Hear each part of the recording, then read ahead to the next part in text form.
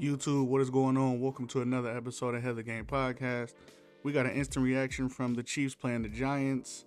Don't forget to like, subscribe, make sure the notifications are on. Let's get right to this game, man. I made a prior video about the Giants and Russell Wilson. There's two problems. How long are you going to depend on the moon ball and the deep shot? And how long are the Giants going to roll with Russell Wilson? I made a video saying that that's all he's been capable of these last couple years. If the deep ball's not there, the offense isn't producing. And that's what you've seen tonight on the Sunday night against the Chiefs. If he can't throw the ball deep, the offense does not move. And how long are you going to depend on him just trying to launch the ball up into double coverage and throwing interceptions and not moving your offense? Your job is on the line. And the announcer said it right. You're just going to draft a quarterback for the next coach because you're depending on Russell Wilson, who's shown through 2 games that if the deep ball isn't working, the offense doesn't move. It worked against the Cowboys because the Cowboys don't have a good defense. But against a team and a good coach and a good defense, it's not going to work. You're going to have to read a defense. You're not just going to chuck it up and hope somebody catches it. And I'm not even saying you got to play Jackson Dart. Put Jameis Winston in the goddamn game. I mean, at least he can march an offense down the field without just throwing the ball up. He might make some dumb choices. I get it. He might make dumb reads and throw it into whatever coverage, but at least it's just not throw the ball up and hope Malik Neighbors comes down with it one-on-one.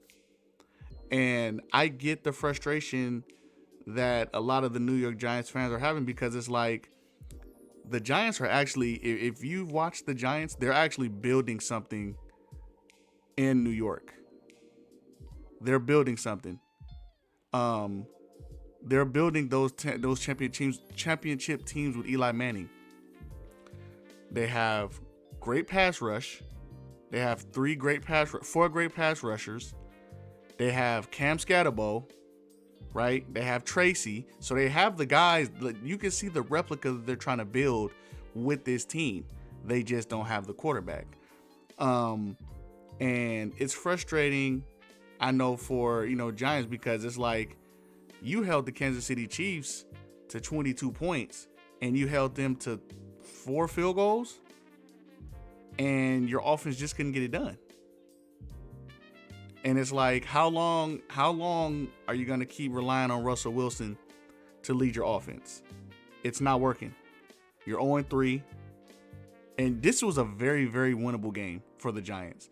This was a very, very, very winnable game for the Giants. They had a hell of a game plan on defense to get all their pass rushers on the field at one time and to try to keep Mahomes in the pocket. They had a very, very good game plan. But again, offensively, they just couldn't get it done. You cannot rely on just throw the ball up and hope somebody comes down with it because it's one-on-one. They're not going to let you do that every game. You did that one game. Defensively, New York played a hell of a game. I mean, you held them to 22 points. You can't ask for any much more. You can't. And you held them to really 4 field goals and 1 touchdown drive, 2 touchdown drives. And it's like, defensively, I think they have something brewing in New York. Defensively, I wouldn't really be mad because, like, goddamn, we held him. We held Patrick Mahomes and the Chiefs as long as we could. You know what I mean? And speaking on the Chiefs still don't look right.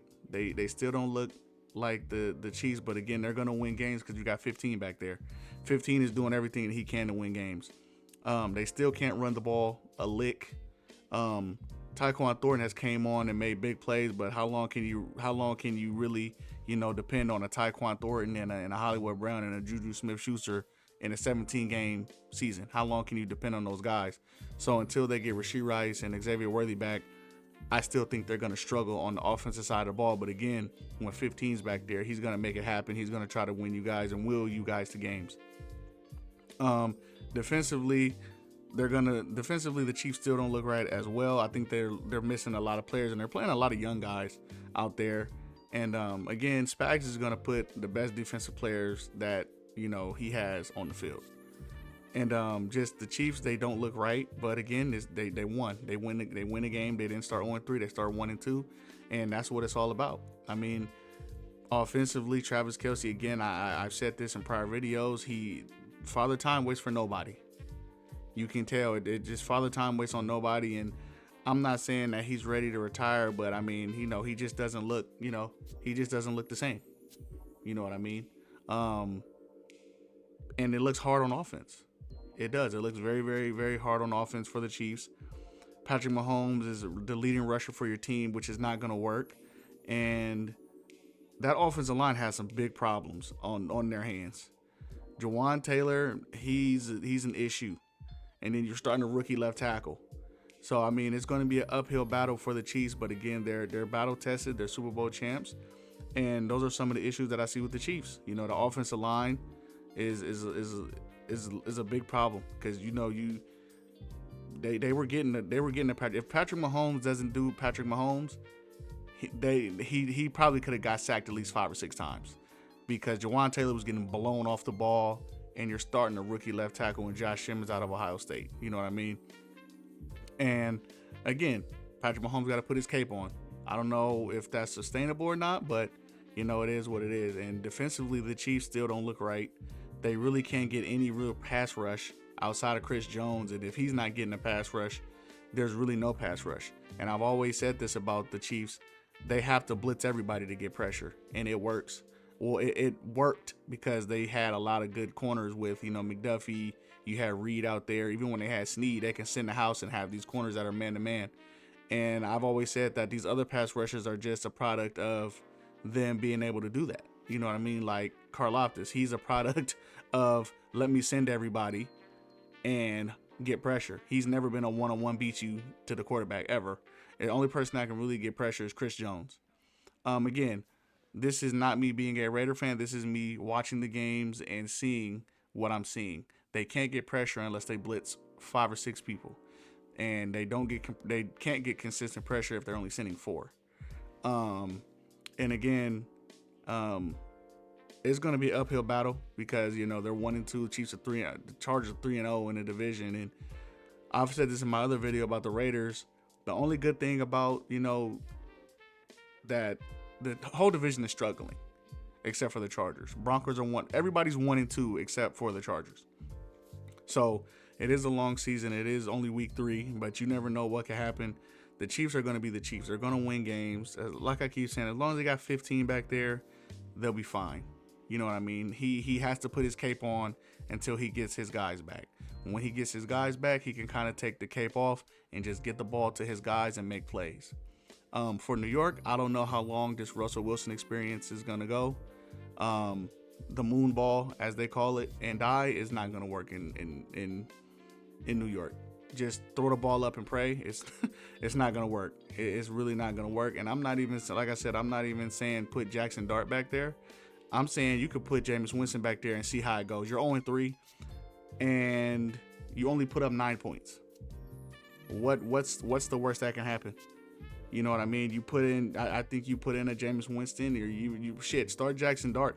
I don't know if he's ready or not, but you drafted him high for a reason.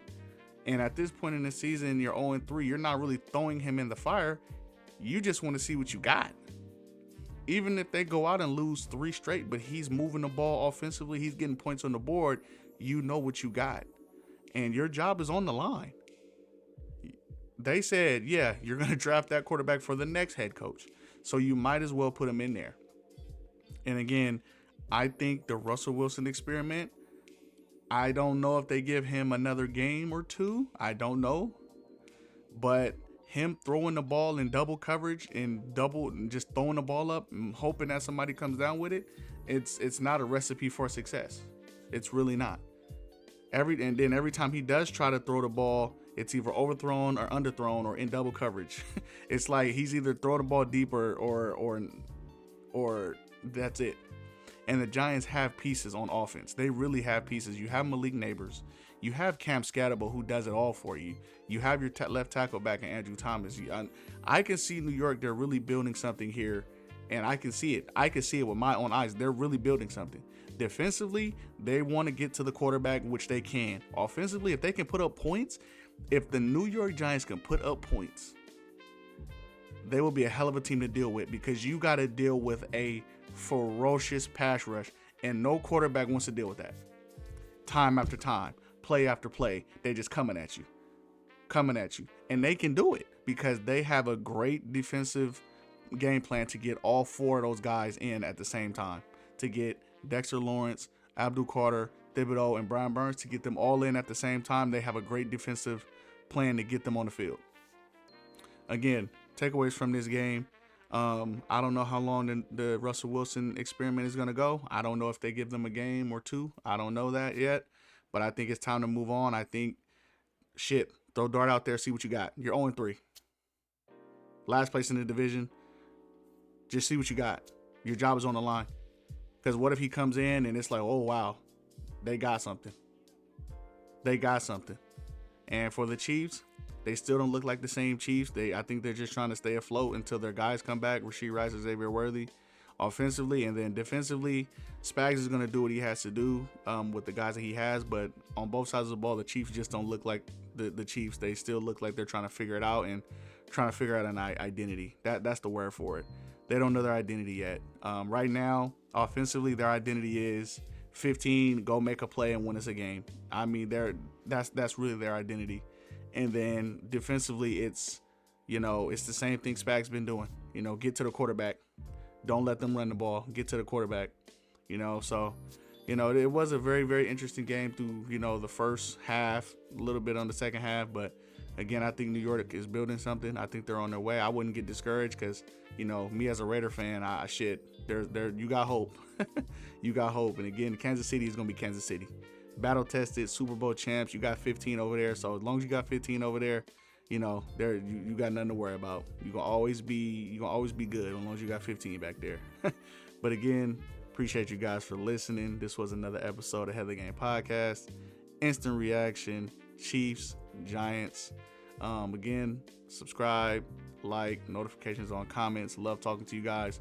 No matter what team that you go for, I love when you guys, they talk your ish to me, as a Raider fan. And this is what my channel is about, for us to interact. Always you can always just talk whatever. Oh, your team sucks, this and that. I don't mind it. This is what my channel is for us to talk and have that back and forth. But this is another episode of Ahead of the Game Podcast. Appreciate you guys listening. On the next one.